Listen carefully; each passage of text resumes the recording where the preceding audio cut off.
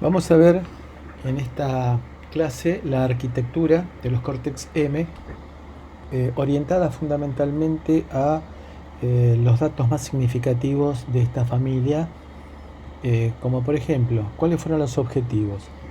El primer objetivo fue la optimización para el uso de la memoria flash en un solo ciclo. La memoria flash es tecnológicamente distinta a la memoria con la cual está constituido el microcontrolador. Por tal motivo, los tiempos de acceso son distintos y con los microcontroladores previos a Cortex, los ARM7, el microcontrolador tenía que esperar a que la memoria flash volcara sus contenidos sobre el base de datos para leer un código de operación, y por lo tanto el microcontrolador tenía que estar frenado para poder sincronizarse con la memoria flash. Tecnológicamente no se podía acelerar la memoria flash, por lo cual solo lo que podía hacer era frenarse al microcontrolador. Ahora, con el advenimiento de Cortex, lo que se hizo fue la implementación de un acelerador de memoria flash. Consiste en que la estructura de la memoria flash ya no es de 32 bits, sino que es de 128 bits, por lo cual en una operación de lectura se están leyendo 128 bits, es decir, 4 códigos de operación de 32 bits cada uno de ellos. Entonces la memoria flash no se puede acelerar, pero sí lo que se puede hacer es leer varios códigos de operación en forma simultánea, y por lo tanto mientras se está ejecutando las instrucciones correspondientes a esos 4 códigos de operación, se está leyendo otra secuencia de 128 bits, es decir, otros 4 códigos de operación, de manera que siempre el microcontrolador va a tener un código de operación en condiciones de ser decodificado. El esquema de interrupciones, que es probablemente de los atributos más importantes que puede llegar a tener un microcontrolador, es muy poderoso y aparte es muy inteligente en su estructura.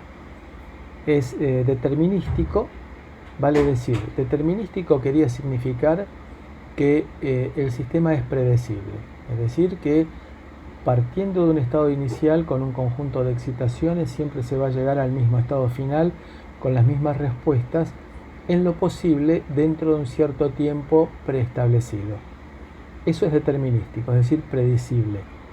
Se contrapone con la idea de estocástico, que es estadístico. Yo quiero que el airbag del automóvil actúe en 50 milisegundos más o menos 5 milisegundos siempre, y no que estadísticamente me diga que el 70% de las veces va a funcionar.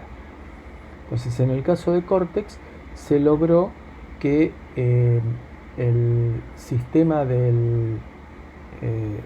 interrupciones sea determinístico, es decir, que siempre el tiempo que se tarda en acceder a la rutina de atención de interrupción sea el mismo, a diferencia de los microcontroladores precedentes, en los cuales el tiempo dependía de la historia previa de lo que estuviera haciendo el microcontrolador.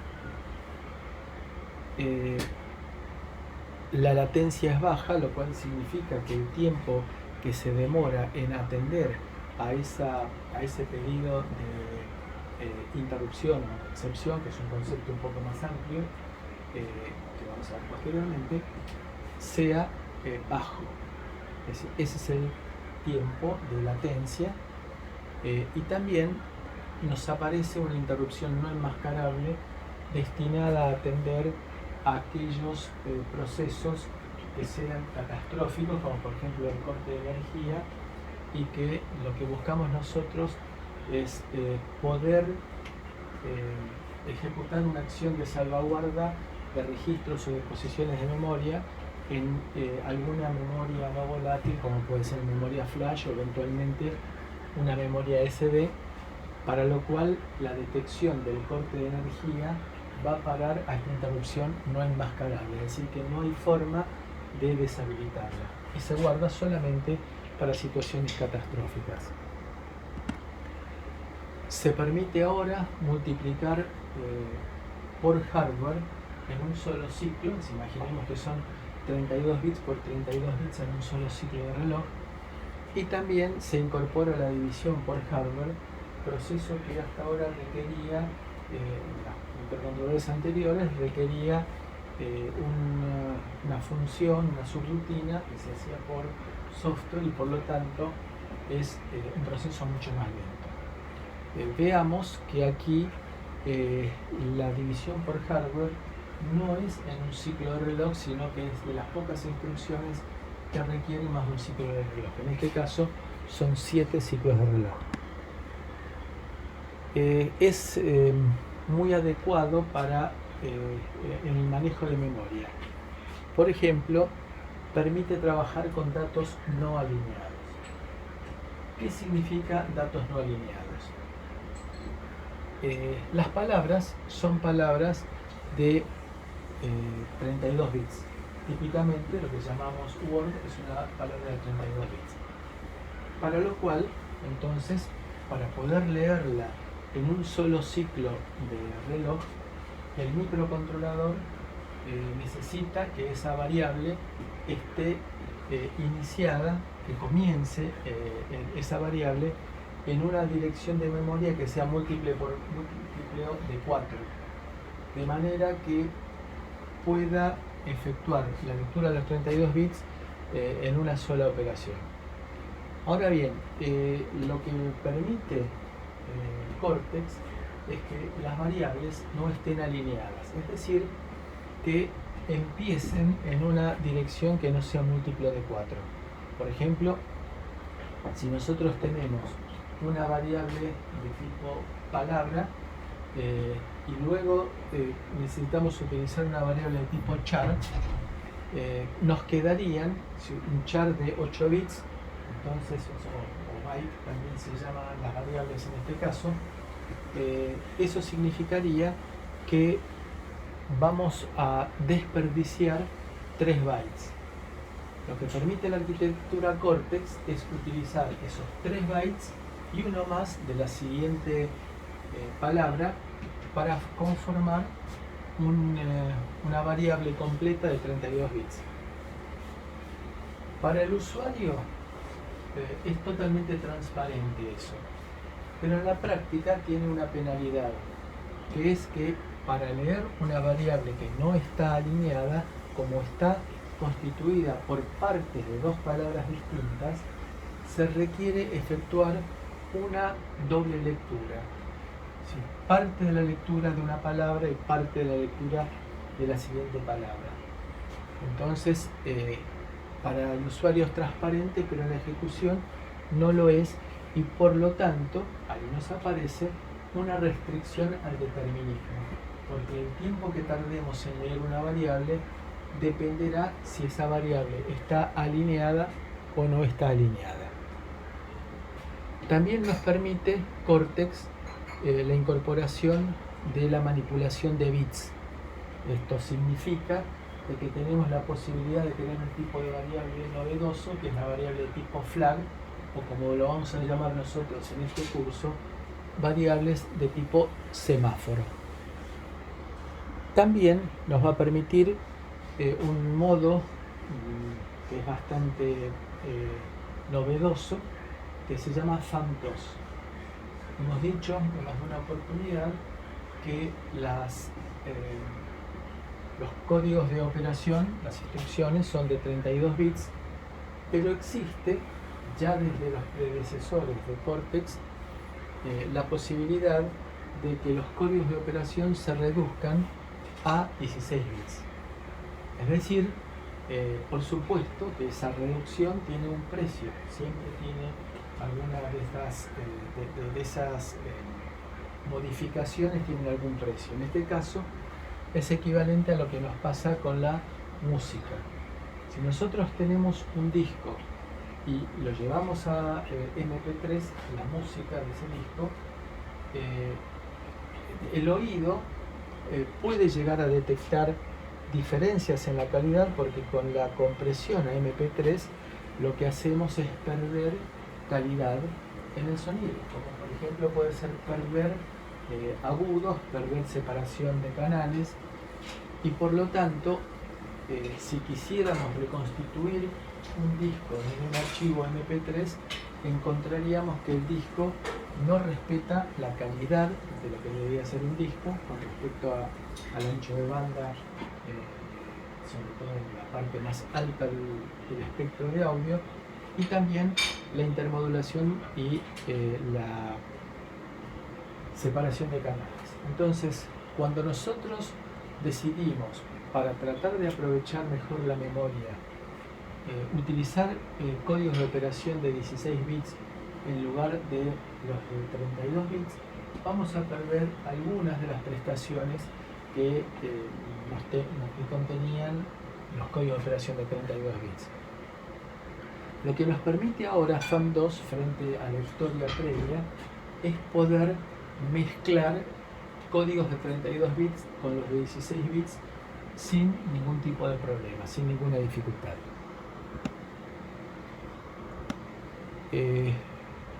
Nos permite manejar Cortex también la potencia consumida a través de la modificación de frecuencia de reloj a través del PLL, por un lado, y por otro lado también utilizar modos de muy bajo consumo que van eliminando partes del microcontrolador, como puede ser por ejemplo ir desactivando periféricos, como puede ser por ejemplo deshabilitar buffer de entrada y de salida que consumen bastante energía, y también eventualmente hasta disminuir, eliminar la oscilación del reloj, que también consume energía, pero ahí el precio que pagamos es que para volver al estado operativo normal al microcontrolador vamos a tardar mucho tiempo, porque vamos a tener que rehabilitar el clock, hacerlo funcionar, y también eso por supuesto demora tiempo hasta que se estabiliza. Ya lo habíamos mencionado más de una oportunidad, pero uno de los grandes logros de Cortex ha sido incorporar parte de la depuración dentro del microcontrolador, es decir, poder utilizar registros internos para setear breakpoints, watch points, y también tener el Serial Wire Viewer o Serial Wire Debugger, que nos permite interconectarnos para hacer la depuración con nuestra computadora. Fue pensado para trabajar en C desde el bosquejo inicial, con lo cual podemos escribir en C hasta las rutinas de reset y hasta las rutinas de atención de excepción. Siempre decimos en este punto que si bien es posible, en aquellos casos en los cuales sea crítico el manejo de tiempo, como por ejemplo en una rutina de atención de interrupción, conviene trabajar en Assembler con las normativas que tenemos para el pasaje de parámetros entre funciones en C y funciones en Assembler. Vamos a ver algunos ejemplos. Tiene un excelente soporte para sistemas operativos, que lo vamos a ver en esta misma clase, basado sobre todo en la unidad de protección de memoria y en el uso de un doble puntero a la pila, que veremos en unos minutos. El mapa de memoria fijo quiere significar que tenemos un espacio de direccionamiento de 4 GB, el cual, esos 4 GB, están divididos por sectores. Entonces tendremos un mapa fijo para todos los microcontroladores de 4 GB, pero habrá una zona de memoria reservada de 512 MB para, por ejemplo, memoria flash, desde la memoria 0000 hasta la 1FFFF, reservada para memoria flash. Y en la práctica vamos a ver que no tenemos toda esa memoria implementada, sino que es una zona reservada para esa memoria. Tecnológicamente hoy podemos encontrar microcontroladores que tengan incorporados 1 mega, 2 mega de memoria flash, pero esa zona de memoria es exclusivamente reservada para la memoria de código, y ahí están orientados también los bases dedicados al manejo de la memoria de código, que llevará los datos leídos a través de los bases correspondientes para que lleguen a la unidad de instrucción. Habrá también otra zona de memoria reservada para memoria de datos, es decir, memoria RAM, que será también 512 megas reservadas, y en la práctica tendremos 64, 128, 256K de memoria estática RAM, y eso depende de la implementación de cada fábrica.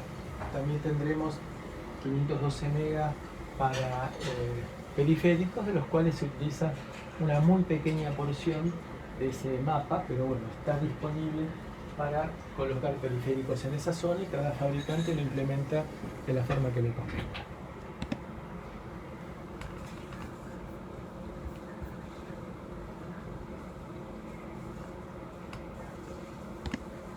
El bit banding es la operación atómica sobre bits. Esto quiere significar que son instrucciones que nos permiten trabajar con flags, y que esas instrucciones son indivisibles. Por eso es el concepto de atómico. Es decir, que no es una instrucción compuesta, no es una operación compuesta con varias instrucciones, sino que esa instrucción está constituida solamente por una operación, es decir, que no puede cortarse por la mitad, ya que la unidad mínima de ejecución es una instrucción. Esa no se puede cortar, y por eso se llama operación atómica sobre bit. Se hace en una sola instrucción, se empieza y se termina. Con respecto a tamaño de instrucciones y de datos, si bien es una arquitectura de 32 bits, vamos a aclarar algunos conceptos para no confundirnos con con integer, char. Entonces vamos a utilizar la idea de que byte representa 8 bits, half word significa 16 bits y word significa 32 bits. Por lo tanto, cuando hablábamos de variables alineadas y no alineadas, queríamos decir que en una variable alineada se lee un word en un solo ciclo de reloj, mientras que cuando una variable word está no alineada, se necesitan 2 ciclos de reloj para su lectura o para su escritura. El repertorio de instrucciones es de 32 bits, aunque existe la posibilidad de que haya instrucciones codificadas en 16 bits, perdiendo algunas de las características de esas instrucciones. En la historia de ARM, eso quería significar que las instrucciones de 32 bits se llamaba instrucciones ARM, mientras que las instrucciones de 16 bits compactadas se llaman thumb, porque les gusta mucho a los sajones hacer similitudes, y bueno, lo de thumb viene también de pulgar o de pulgarcito, que es el héroe de aventuras infantiles que aparecía en un mundo de gigantes como muy pequeña. Entonces esa es la idea de thumb. Y nos aparece thumb 2, que es una combinación de ambas, como vamos a ver, que nos permite mezclar indistintamente códigos de operación de 16 y de 32 bits. Hay algunos microcontroladores que tienen la posibilidad de directamente trabajar con applets de Java, es decir, que uno le da un applet de Java y se encarga ese microcontrolador de decodificarlo y ejecutarlo. Esto va orientado a una modalidad que es relativamente novedosa, que se llama Edge Computing, computación de borde, en el cual con la idea de trabajar con la inteligencia artificial, se le otorga a cada uno de los nodos sensores o nodos ejecutores la posibilidad de tomar decisiones para minimizar el tráfico de datos hacia el microcontrolador central. Entonces, ahí le damos, por ejemplo, la posibilidad de transmitirle un applet de Java y que el microcontrolador se encargue de interpretarlo y ejecutarlo. Dentro de Cortex-M hay una parte de la arquitectura del microcontrolador que la fija, la que acá vemos en celeste, que la fija ARM, que es el núcleo del Cortex y la parte de depuración, y luego tenemos la parte de periféricos, memorias, entradas y salidas, clock y reset, que los diseña el fabricante del circuito integrado. Es decir, que hay dos partes bien claramente distinguibles y que cada una tiene su proveedor. ARM por un lado y el fabricante del chip, es decir, NXP, Texas Instruments, Freescale, etc., le dan su propia interpretación en cuanto a tamaño de memoria, tipo de periféricos, qué tipo de conversor le coloca, qué tipo de comunicación serie le coloca, Ethernet, USB, etc. Entonces, eso está definido por el fabricante del integrado. Entonces, veamos un poco el núcleo expandido, el núcleo del microcontrolador Cortex. Entonces, el núcleo fijado por ARM consta de la unidad aritmética lógica, que tiene el divisor por hardware y el multiplicador en un solo ciclo de 32 bits. Tiene una lógica de control que se encarga de manejar las instrucciones, la interfaz para las instrucciones, para buscar códigos de operación de la memoria flash. Luego tenemos la interfase de datos y acá tenemos un decodificador Thumb y Thumb2. Esto quiere significar que el microcontrolador sigue siendo de 32 bits. Entonces, cuando recibimos un código de operación de 16 bits, internamente se lo expande, se lo decodifica y se lo ejecuta como uno de 32 bits, con algunos campos preasignados, como vamos a ver. Y tenemos también el controlador de interrupciones priorizado. NVIC significa Nested Vector Interrupt Controller, es decir, control de interrupciones vectorizados y anidados.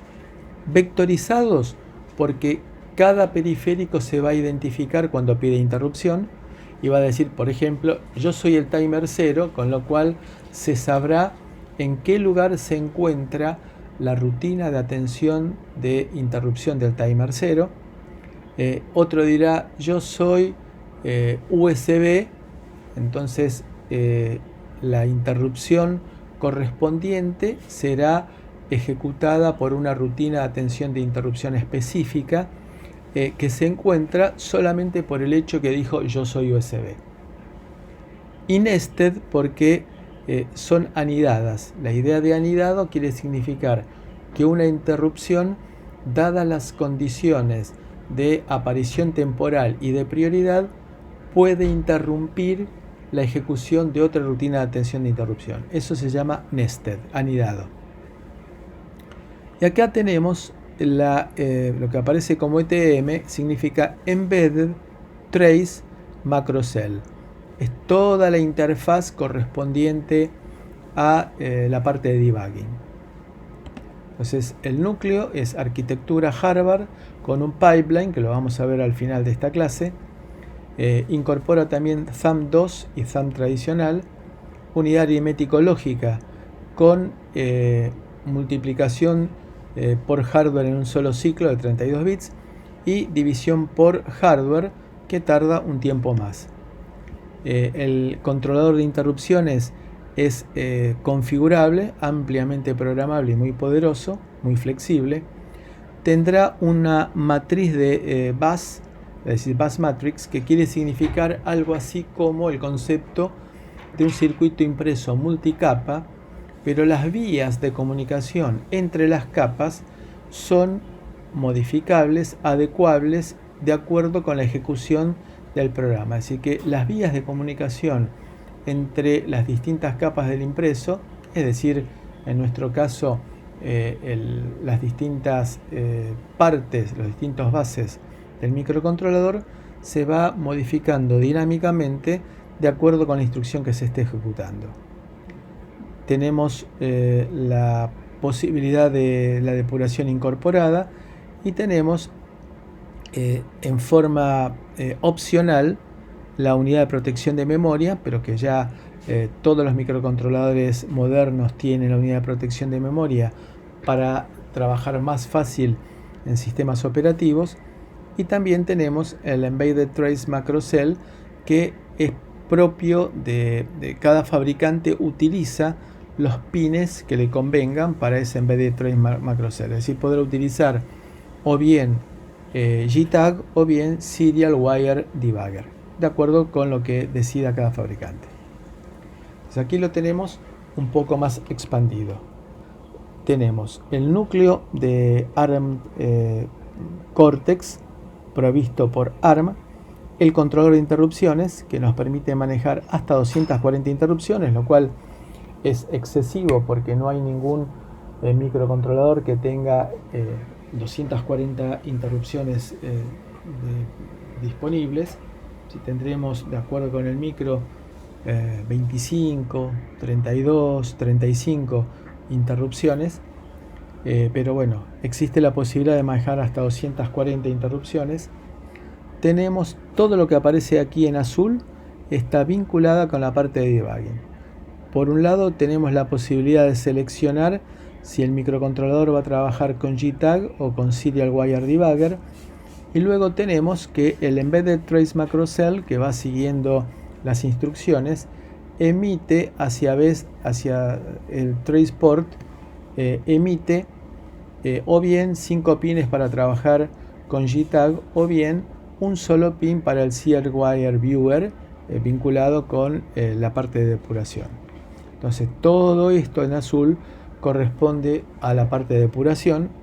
Aquí tenemos el bus matrix con la vinculación a través de esta interfaz para la memoria estática, es decir, esto va vinculado para la memoria flash y para una parte de la memoria estática, en la cual se encontrarán operandos o códigos de operación, es decir, esto está vinculado con la parte de instrucciones.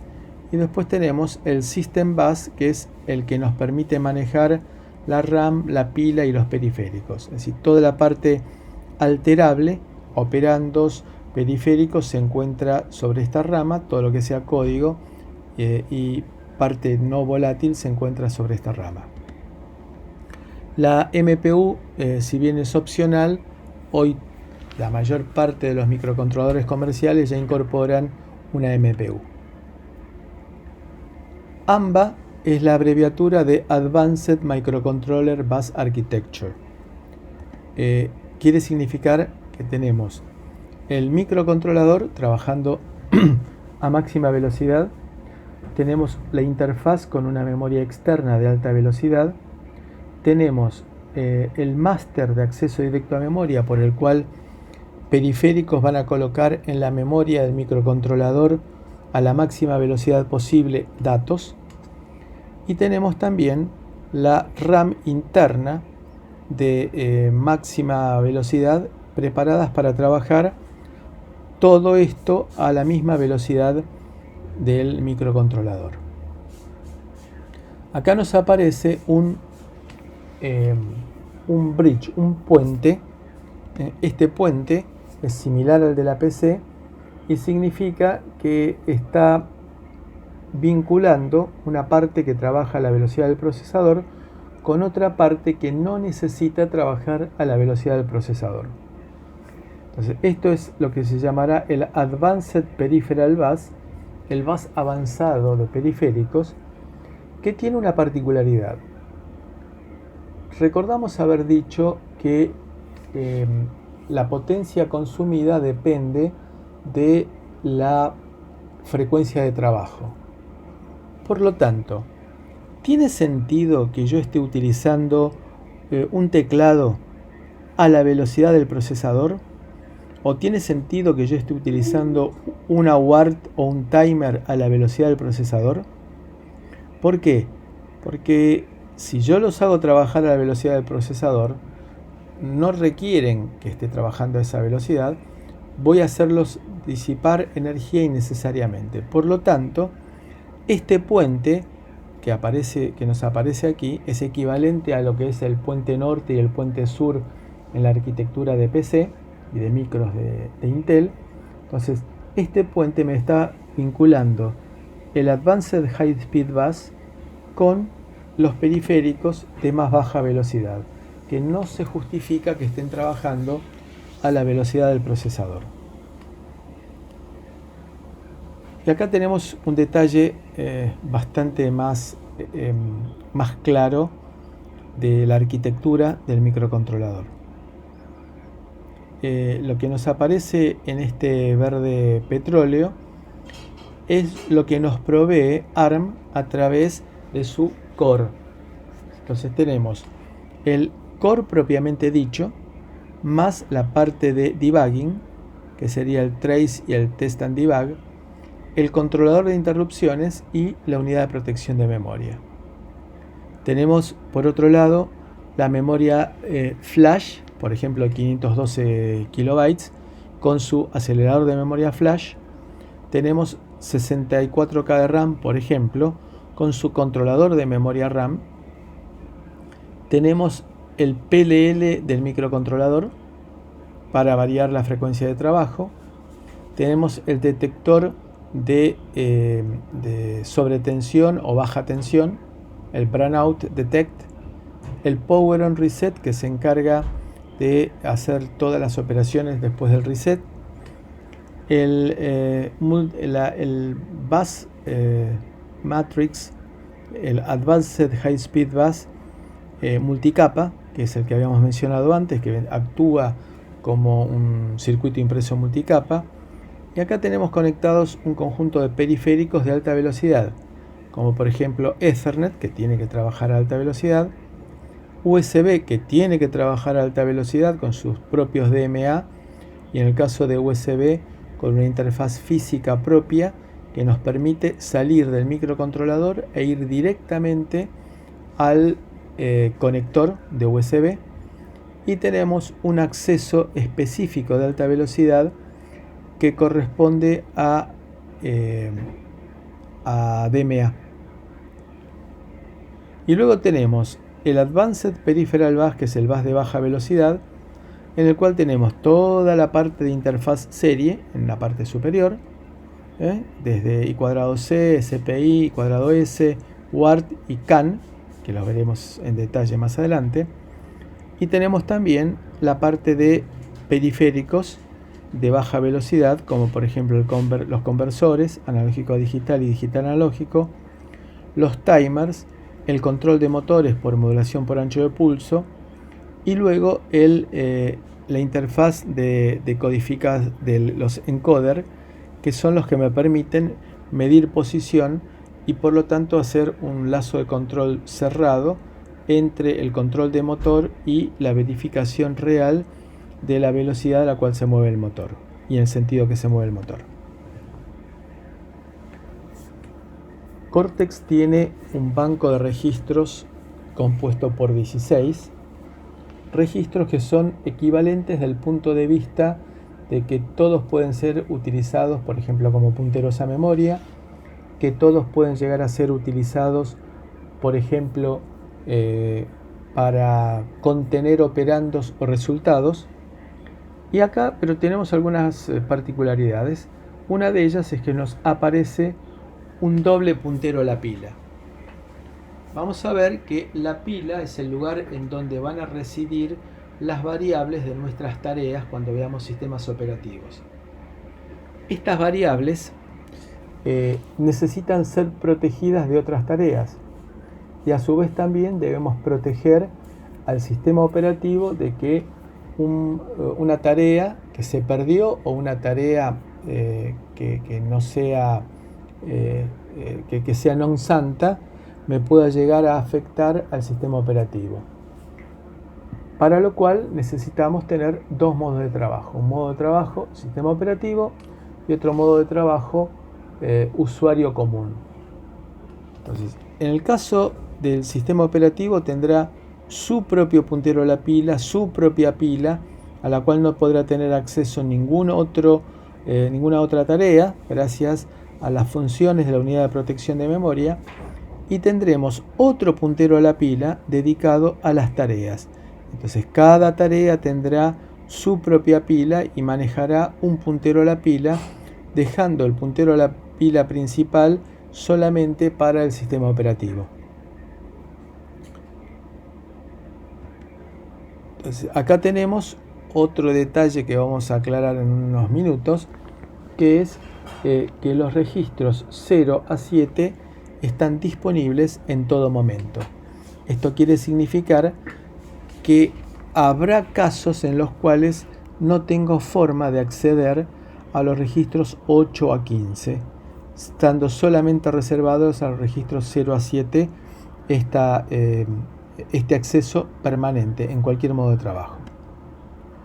Los registros específicos son el registro R15, que cumple la función de contador de programa, puede usarse a puntero a memoria como hemos visto, puede también utilizarse como fuente y como destino de operaciones aritmético-lógicas. Tenemos también el link register, que es el registro R14, que es para el caso en el cual se produzca un llamado a subrutina con la estructura de arquitectura RISC. Lo que hacemos es utilizar una variable de lo que es un llamado a subrutina. ¿Sí? En lugar de tener un branch común, que es vamos a tener una variante de lo que es un salto, un branch, una ramificación.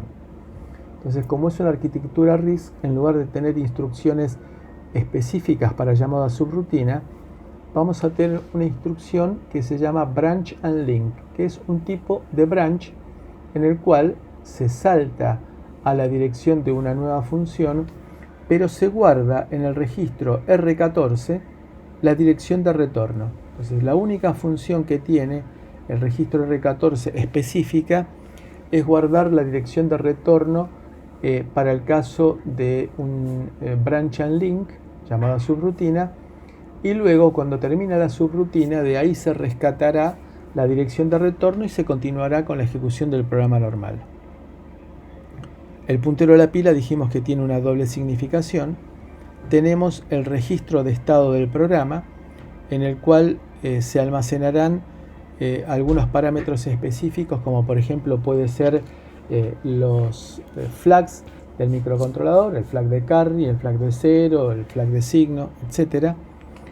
Algunos registros dedicados específicamente a las interrupciones, y el registro de control, que me permite elegir el modo de trabajo, el modo de bajo consumo al cual quiero ir. Todo eso está vinculado con la parte de control. Entonces, tenemos ahora la posibilidad de hablar de los modos de 32 y de 16 bits.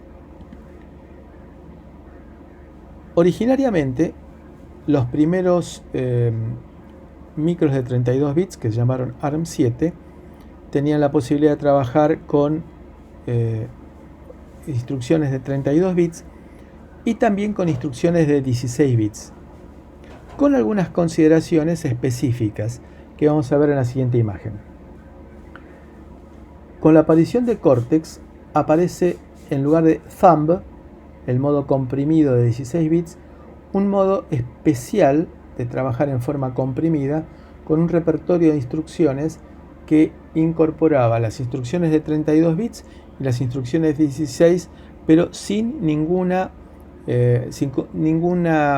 consideración especial. Es decir, uno puede mezclar instrucciones de 16 y de 32 bits en una manera muy fácil. En el caso de los ARM7 se tenían instrucciones, códigos de 32 bits, de 16 bits y códigos de 32 bits. Se escribían en registros separados, en archivos separados, se compilaban por separado y luego se linkeaban.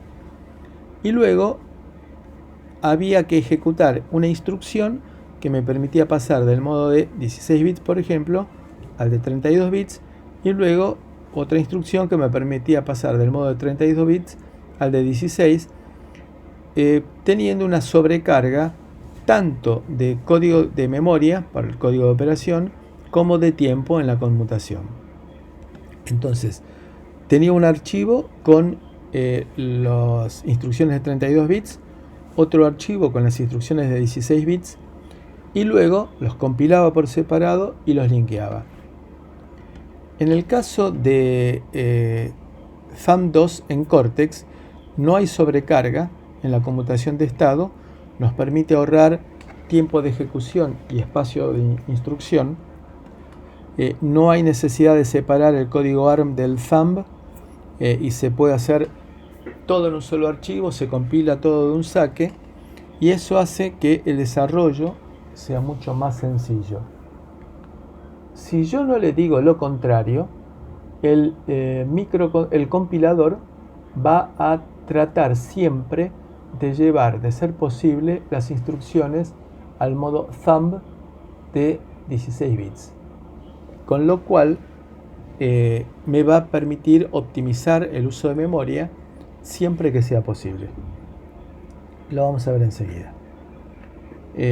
Todo esto nos trae la facilidad que, aparte de no tener inconvenientes en el momento de ejecución, voy a escribir el software más fácil porque lo escribo todo de un saque sin tener que hacer pasajes de reservar este tramo de programa para el modo 32 bits y este otro tramo de programa para el modo 16 bits, que me permite entonces mucho más rápidamente obtener el resultado en las condiciones óptimas.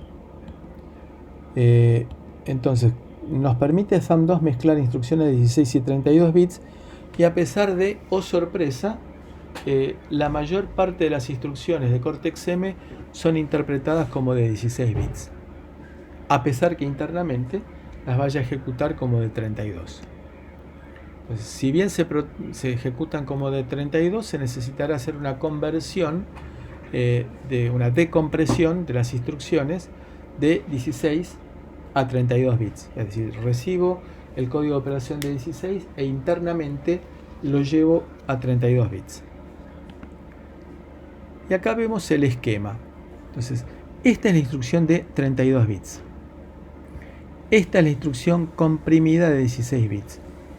En muchos casos, el compilador se da cuenta que no necesito utilizar instrucción de 32 bits, entonces el compilador me genera códigos de operación de 16 bits.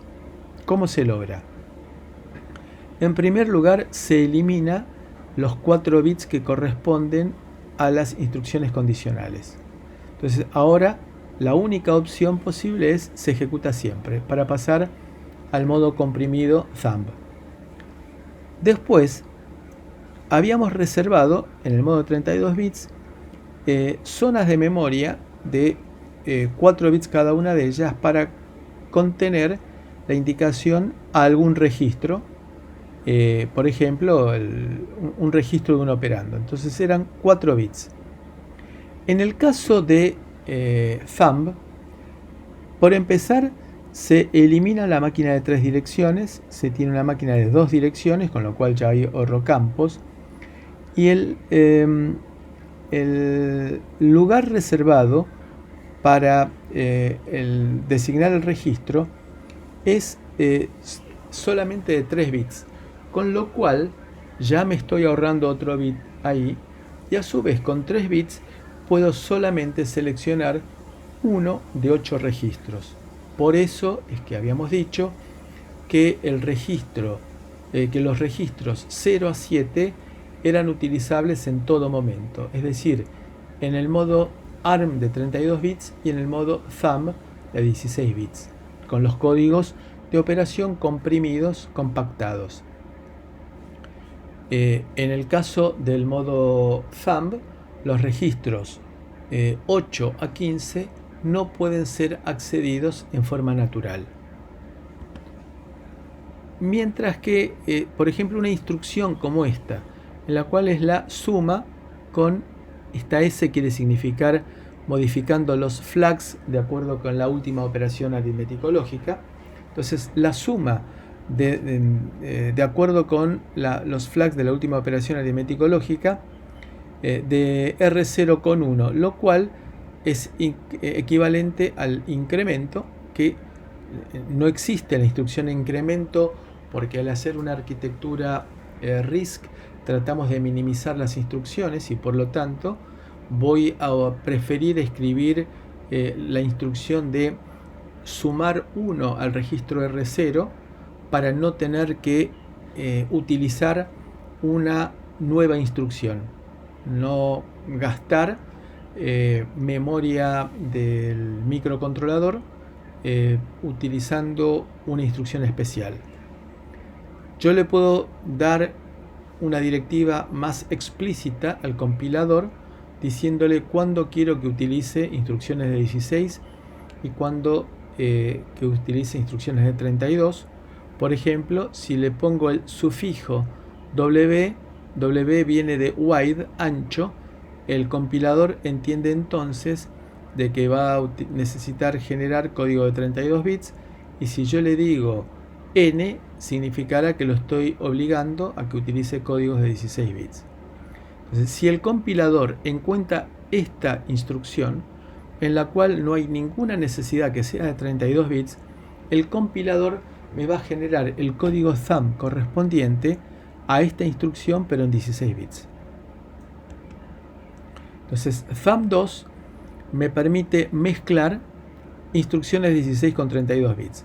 En el caso de ARM7 teníamos las instrucciones de 32 bits, teníamos las instrucciones de 16 bits, y en el caso de thumb2 mezclamos instrucciones de 32 bits con instrucciones de 16 sin necesidad de hacer ningún tipo de conmutación. Luego tenemos una instrucción de 32, otra instrucción de 16 y así sucesivamente.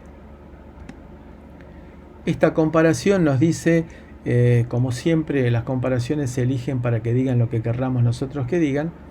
Acá nos aparece entonces el Cortex M3 trabajando en el modo thumb2, teniendo un tamaño de código menor y por ende una velocidad de ejecución mejor que si trabajo todo en modo thumb o si trabajo todo en modo ARM.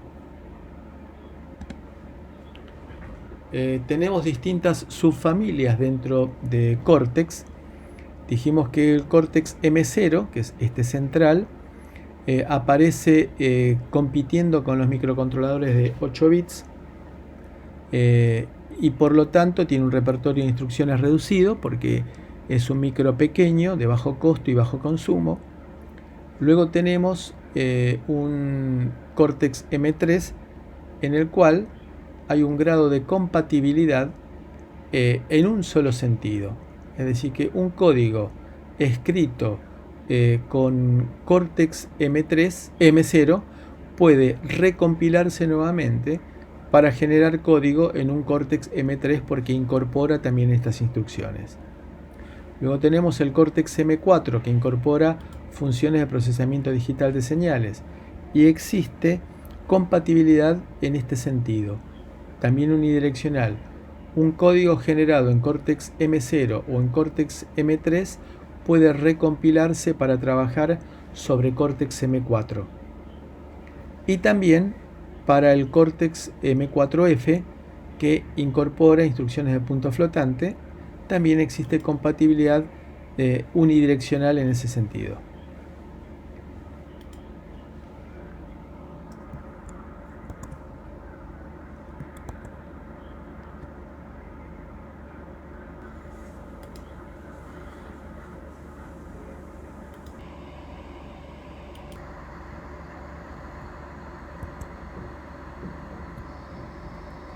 Bien, nos queda por hablar de el pipeline, que es una de las características distintivas de la familia Cortex al implementar un tipo de paralelismo. Vemos aquí cómo es que se maneja tanto la interfaz para los datos como la interfaz para código. Aquí vemos el bus de datos y el bus de direcciones para acceder a la escritura y la lectura del bus de datos con distintos registros de lectura y escritura que están vinculados con la unidad aritmético-lógica y con el banco de registros, la opción de multiplicar y dividir y el registro, el barrel shifter. Eso vamos a verlo un poco más adelante. Este barrel shifter es un registro de desplazamiento que tiene funciones en la ejecución de las instrucciones. Por el otro lado tenemos la parte de manejo de las instrucciones con el decodificador de instrucciones y luego la parte de direccionamiento de la memoria de código con el incrementador de direcciones y el generador de direcciones, el registro de direcciones. Esto entonces nos marca claramente que en la arquitectura hardware tenemos un bus vinculado con la parte de instrucciones y otro bus vinculado con la parte de datos, que luego se van a implementar cuando veamos la parte de manejo de memoria, gerenciamiento de memoria. ¿Qué es el pipeline? Pensemos que según el ciclo perpetuo, cualquier instrucción consta de 3 etapas: búsqueda de código de operación, decodificación y ejecución. Siempre las instrucciones se dividen en esas 3 etapas, es el ciclo perpetuo. Lo que sucede es que, por ejemplo, arrancamos buscando un código de operación, luego decodificamos ese código de operación, pero como nos queda inactiva la unidad de búsqueda de código de operación, lo que hacemos es, mientras estamos decodificando este código de operación, buscamos un nuevo código de operación. Y luego, cuando terminamos de decodificar la instrucción y la ejecutamos, vemos que la unidad de codificación quedó vacía, entonces el código de operación que buscamos aquí lo decodificamos. Y aquí estamos buscando un nuevo código de operación porque quedó vacía la unidad de búsqueda de código de operación.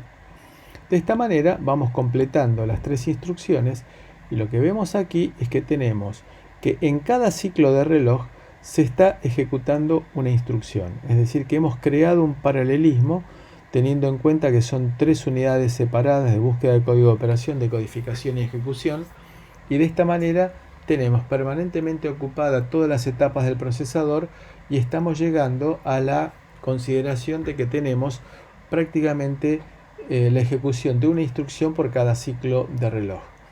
Por eso es que en algún momento dijimos de que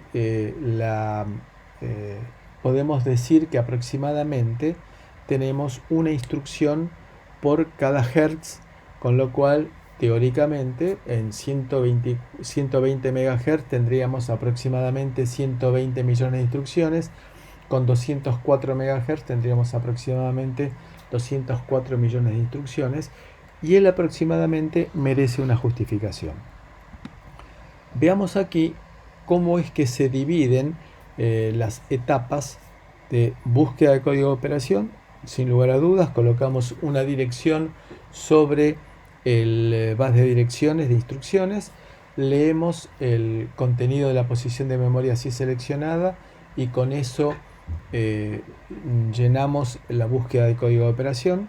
Luego tenemos una segunda etapa que es la decodificación con un adicional que es el branch especulativo. Es decir, el branch especulativo es calcular la dirección a la cual eventualmente saltaría un branch sin necesidad de saber si va a saltar o no. Es decir, aprovechamos este tiempo de codificación para tener lista la dirección en el caso en la cual querramos nosotros saltar. Por último, la unidad de ejecución, en la cual es la más compleja porque tenemos la multiplicación y división, las operaciones aritmético-lógicas vinculadas con shift, el desplazamiento de ese barrel shifter que habíamos mencionado recién, de ese registro de desplazamiento. Tenemos la unidad aritmético-lógica y la que se encarga de manejar los saltos en forma contigua.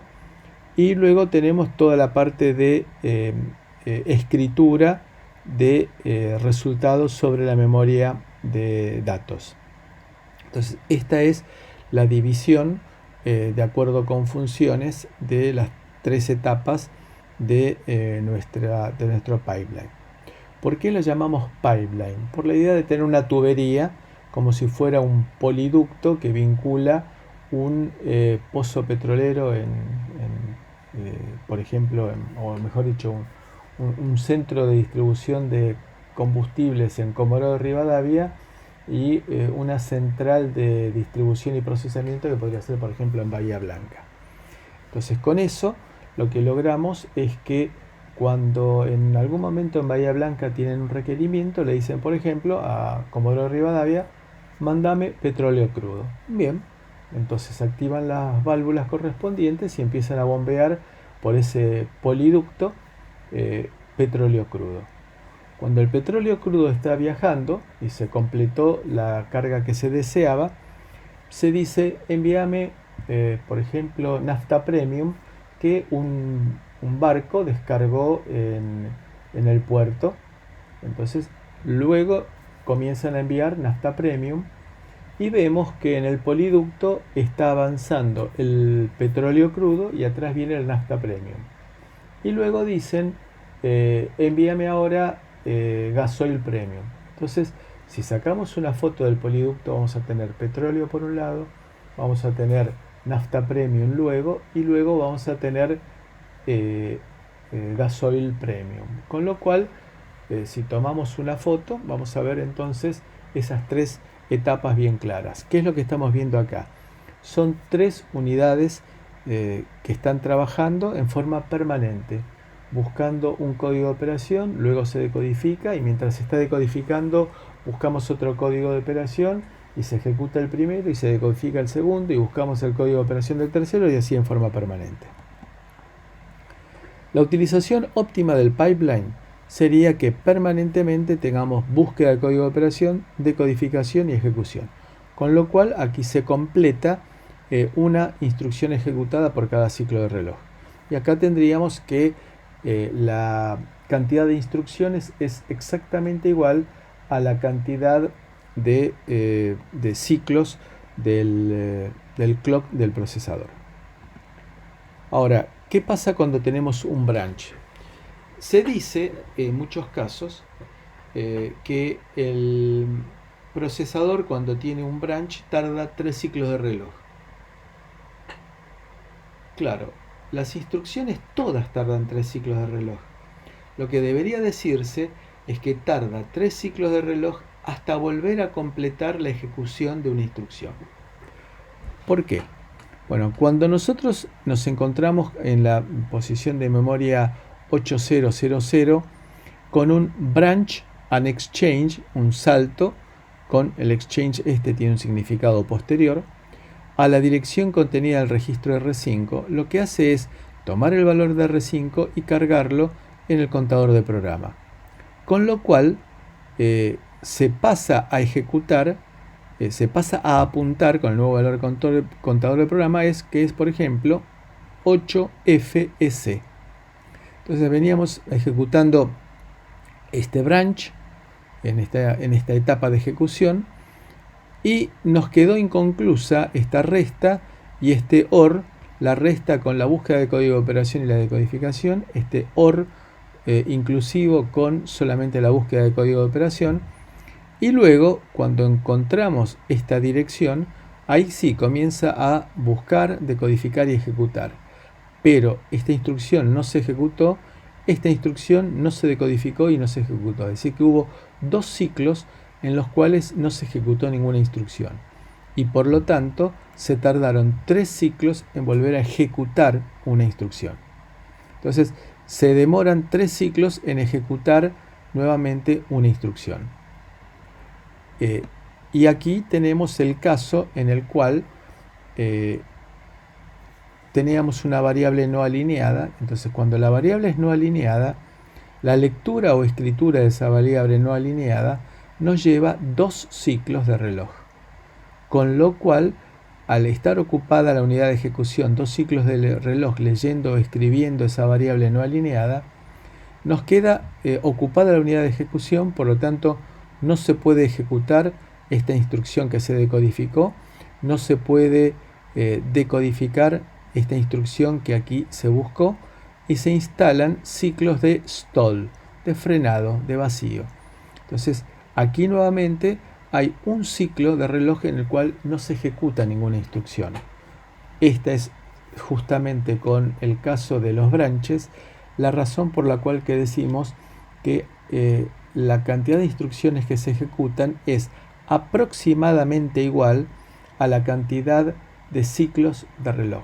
Es aproximadamente igual por estas condiciones: branches y lectura o escritura de variables no alineadas.